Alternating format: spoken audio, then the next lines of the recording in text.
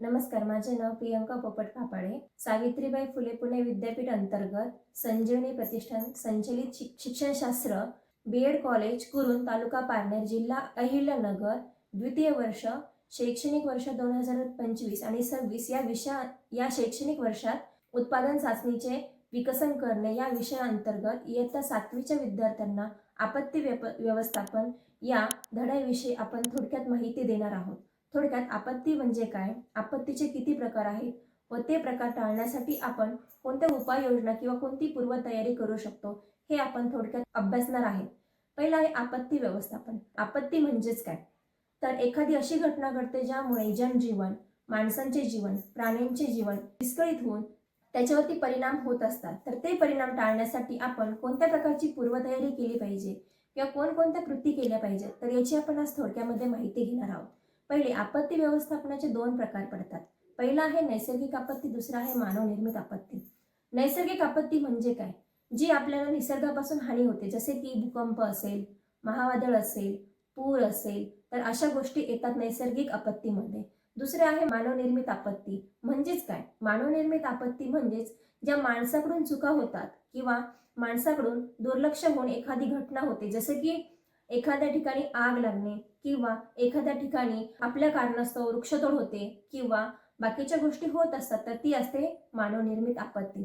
जसे की नैसर्गिक आपत्तीचे प्रकार, नैसर्गिक आपत्तीमध्ये येतं पूर, दुष्काळ, भूकंप, जे काही अतिप्रमाणामध्ये पर्जन्य होतो त्याच्यामुळे पूर येतो, भूकंप, जमिनीमध्ये ज्या खोलवर हालचाली होतात त्याच्यामुळे आपल्याकडे भूकंप घडत असतो. तसेच तो दुष्काळ, जर पाण्याच्या अभावी वृक्षतोड बेसुमार झाल्यामुळे दुष्काळ घडत असतो. भूस्खलन, भूस्खलन म्हणजेच काय, एखाद्या ठिकाणाची जागा अतिवापरात आल्यामुळे किंवा त्या ठिकाणी जोराचे धक्के बसल्यामुळे ती जागा खाली जाते, याला भूस्खलन झाले असं म्हणतात. हे आहेत नैसर्गिक आपत्तीचे प्रकार. त्यानंतर पुढे आहे 2 नंबरचा प्रकार, तो म्हणजे मानवनिर्मित आपत्ती. मानवनिर्मित म्हणजेच काय, जसे की आपण पाहिलं, जे मानवाच्या चुकांमुळे घडतं ते असतं मानवनिर्मित. जसे की पहिले आहेत रासायनिक अपघात. रासायनिक अपघात म्हणजेच जे काही रासायनिक कंपन्या असतात, रासायनिक कंपन्यांमधून घातक पदार्थ बाहेर सोडले जातात, त्याच्यामुळे बेसुमार जनावरे असतील किंवा माणूस असेल त्यांना मोठ्या प्रमाणावरती विषबाधा होऊन त्यांची मृत्यू पावण्याची संख्या वाढत चालली आहे.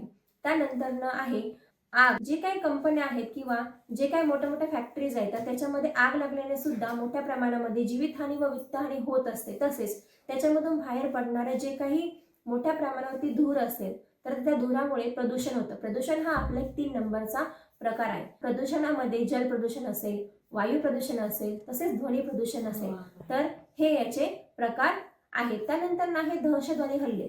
जे काही मोठ्या प्रमाणामध्ये सैनिक सीमेवरती लढत असतात किंवा आपापसामध्ये भांडणे करून सुद्धा आपण दहशतवादी हल्ले घडवून असतो, तर हे आहेत मानवनिर्मित प्रकाराच्या आपत्ती. पुढे आपण बघणार आहोत आपत्ती व्यवस्थापनाचे 4 टप्पे. त्याच्यामध्ये पहिला टप्पा आहे जोखीम कमी करणे. जोखीम कमी करणे म्हणजेच काय, जे काही आपत्ती होणार आहे ती आपत्तीची आपल्याला योग्य प्रकारे माहिती अगोदर भेटलेली नसते, पण आपण ती टाळण्यासाठी थोड्याफार प्रमाणामध्ये तरी प्रयत्न करू शकतो. जसं की धोका ओळखणे. धोका ओळखणे म्हणजेच काय, जसं की आपल्याकडे भूकंप मोजण्यासाठी हेक्टर नावाचं युनिट वापरलं जातं. तर हेक्टर नावाच्या युनिटमुळे आपल्याला ज्या ठिकाणी भूकंप होणार आहे तर त्या ठिकाणी भूकंपाचा थोड्याफार प्रमाणामध्ये तरी आधीच आपल्याला माहिती मिळत असते, तर आपण तो धोका टाळू शकतो. त्यानंतर आहे सुरक्षित इमारती. म्हणजे ज्या आपण इमारती बांधतो तर इमारती बांधताना त्याची जमीन कशी आहे, त्यानंतर त्या किती उंचीपर्यंत बांधल्या पाहिजेत, ह्या गोष्टींची जर आपण काळजी घेतली तर थोड्या प्रमाणामध्ये त्या ठिकाणी भूकंपाचा धोका टळू शकतो. त्यानंतर पुढे आहे सार्वजनिक शिक्षण. सार्वजनिक शिक्षण म्हणजेच काय, जे काही आपण शाळेमध्ये किंवा जे काही आपापसात राहणारे लोक आहेत तर आपल्याला त्याविषयी माहिती भेटत असेल तर ती माहिती आपण सर्वसामान्य लोकांपर्यंत पोहोचवली पाहिजे. 2 नंबरचा टप्पा आहे तयारी. ज्यावेळेस भूकंप येणार आहे किंवा भूकंपाची पूर्वसूचना भेटते तर त्यावेळेस आपण कोणती तयारी केली पाहिजे, तर त्याच्यामध्ये 1 नंबर आहे बचाव योजना.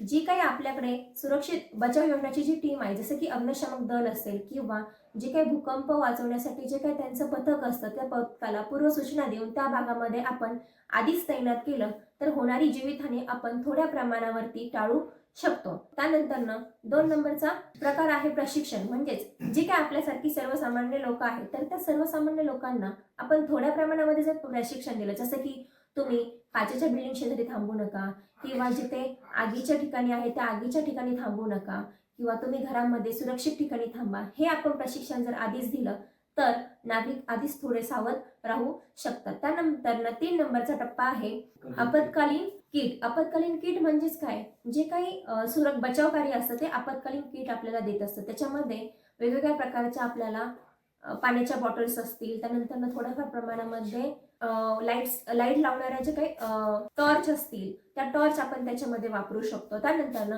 4 नंबरचा टप्पा आहे जनजागृती. 4 नंबरच्या याच्यामध्ये जनजागृती म्हणजेच काय, ज्या ठिकाणी आपत्ती व्यवस्थापनामध्ये भूकंप होईल किंवा काही ठिकाणी पूर येतो तर त्या ठिकाणी जनजागृती म्हणजे ज्या ठिकाणी भूकंप झालाय आपण ती माहिती जर बाकीच्या लोकांपर्यंत दिली तर ते लोक आधीच सावध राहू शकतात. हे झाले याची 2 नंबरचा टप्पा. 3 नंबरचा टप्पा आहे प्रतिक्रिया. प्रतिक्रिया म्हणजेच काय, जे काही भूकंप असेल किंवा वेगवेगळ्या प्रकारचे हानी होत असेल तर त्याच्यामध्ये आपण प्रभावी प्रतिसादामुळे नुकसान कमी करता येते. कसे, त्वरित मदत. म्हणजे जे काही बाधित लोक आहेत त्यांना आपण जर त्वरित मदत दिली तर थोड्याफार प्रमाणामध्ये जीवितहानी टाळता येते.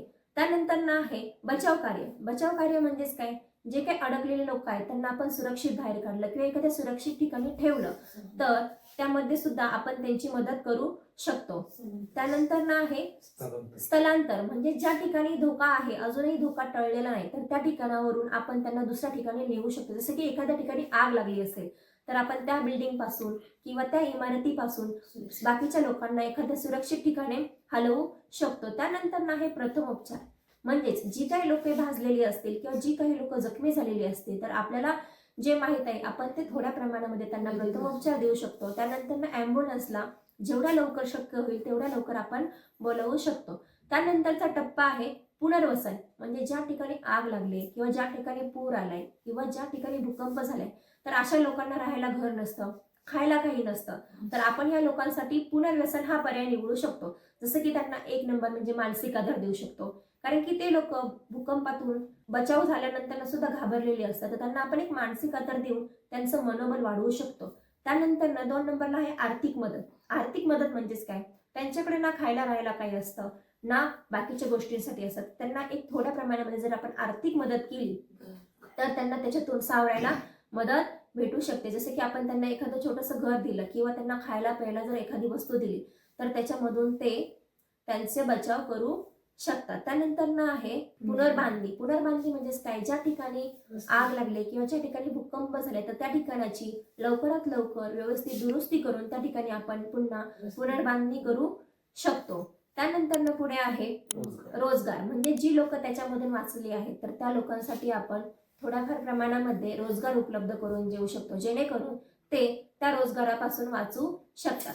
तर याच्यामधून आपल्याला काय समजलं, सुरक्षित जीवनासाठी सामूहिक प्रयत्न म्हणजेच काय, तर आपण एखाद्याचा जीव वाचू शकत नाही हे आपण म्हणतो, पण तो जीव आपण का वाचू शकत नाही, आपण त्याला मदत तर करू शकतोच. एक मदतीचा हात आपण त्याचं पूर्ण जीवन वाचू शकतो. जसं की आपण त्याला जर आधार दिला, मानसिक आधार दिला तर तो व्यक्ती त्याचं मनोबल न खचवता पुढे जाऊ शकतो, किंवा आपण त्याला जर केलेली छोटीशी मदतही त्याचं सगळ्यात मोठं जीवन वाचवू शकते. म्हणजेच आपण त्याला आपला एक छोटासा आधार किंवा आपला एक छोटासा प्रयत्न तो आयुष्यभर लक्षात ठेवू शकतो आणि आपण त्याचं जीवन वाचू शकतो. तर आपण ह्या गोष्टी घडत असताना प्रत्यक्षपणे त्याला पूर्ण मदत नाही करता आली तरीही आपण त्याचा जीव वाचवण्यासाठी थोडी जरी मदत केली तरी आपण आपत्ती व्यवस्थापनासाठी एक छोटासा प्रयत्न केला असं आपण म्हणू शकतो. धन्यवाद. जय हिंद, जय महाराष्ट्र.